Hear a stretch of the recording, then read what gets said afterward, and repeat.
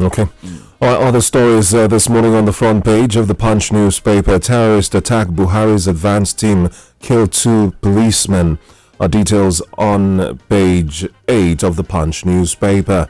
Lagos, Kano, FCT Ogun lead telecom subscribers growth. It's on the front page of the Punch newspaper. State chairman reject Wike camp's anti-IU plot. It looks like the governors are fighting back now. Page 2 has the details of that particular story. State chairman rejects Wike's camp anti-IU plot. You'll find the details on page 2 of the Punch newspaper. Subsidy probe. Reps Saman Emefiele, Silva, Ahmed, Kyari. Details on page 26 of the Punch. Khan disowns Ondo pastor arrested for alleged abduction. Details on page 18 of the Punch newspaper. Now let's move away from the Punch to the Nigerian Tribune. It serves this particular story on its front page, the big story for the front page. Terrorists attack Buhari's advance team in Katsina. Ambush, kill area commander, 1 other. 12 killed as bandits vigilantes clash in Plateau.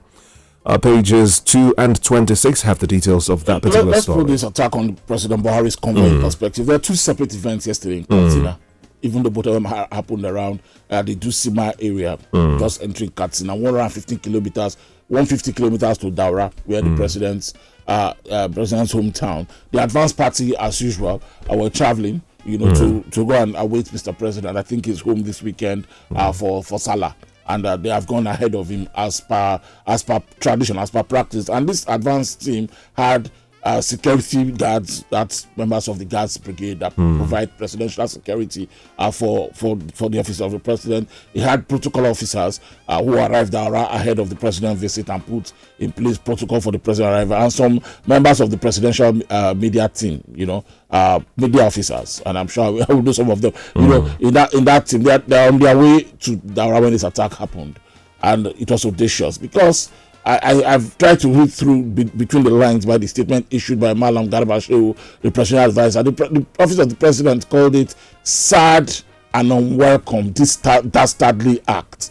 And then he wanted to say that 2 people who were injured are receiving treatment for their minor injuries, and added under that statement that those who were killed have been deposited at the hospital.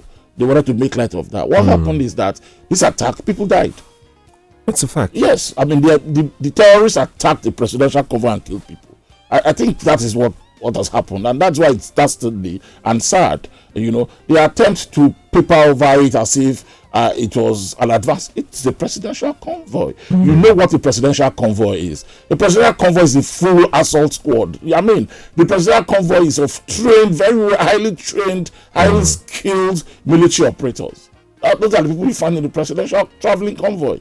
And for terrorists to so brazenly attack a presidential convoy, it gives us the risk. We know the president wasn't the convoy. He wouldn't be. I don't think the president travels by road to Daura. He probably lands in a helicopter. But this is as audacious as it could be. And it is just another grim warning of what people face in this country today. The terrorists are so emboldened that they don't care. They test every security patrol they see. Same days in Dutsima, the terrorists attacked the police area commander and killed the assistant commissioner of police, who is the police commander in the area. The AC in charge of that Dusima police division was killed. Him and another policeman.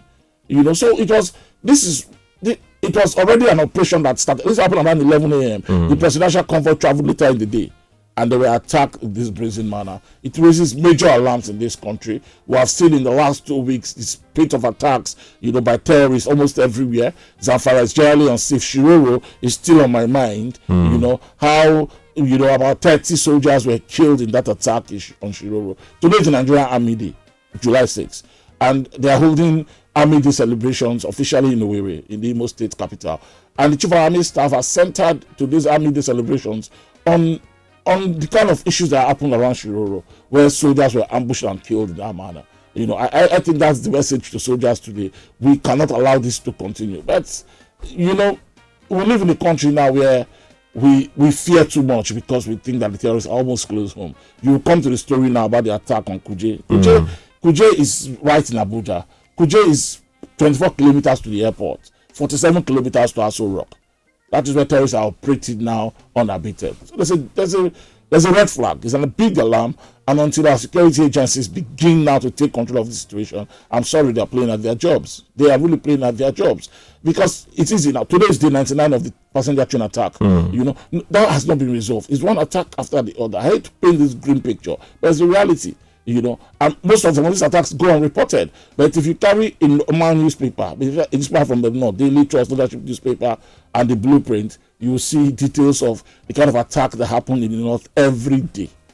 It's sad, really. And now the presidential convoy has felt this one. Do you think this finally will lead to the whistle that we all have been waiting for some final decision to be made or final action to say, look, what are the options on the table? I think that has been discussed a lot of times. What I feel now is a sense of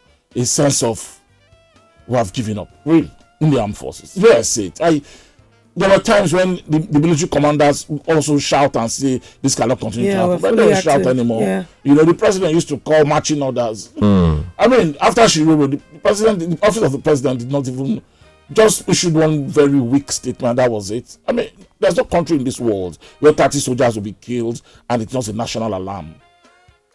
I don't think even Venezuela and Togo, you know, call the mushroom countries if you want.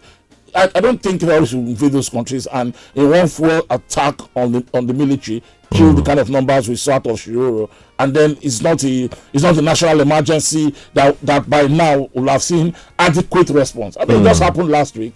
In less than a week, they have attacked the presidential convoy and effected the prison break. These are the terrorists, yes, that hold the country. You know, they call them whatever name, the Boko Haram, Ansaru, ISWAP, loose and emboldened bandits who are now the novel terrorists, so to speak, because some groups will just put themselves together, buy guns, and, you know, kidnap for ransom, collect enough money, buy more guns, and begin to stage one attack after the other. You know, and that's what we have seen in Niger State, in Kaduna State, in Katsina, the Sokoto and Zamfara. And they're coming down to the center of the country in Abuja. Wow. Did you enjoy this video? Hit the subscribe button for more, leave a comment, and like. Thank you.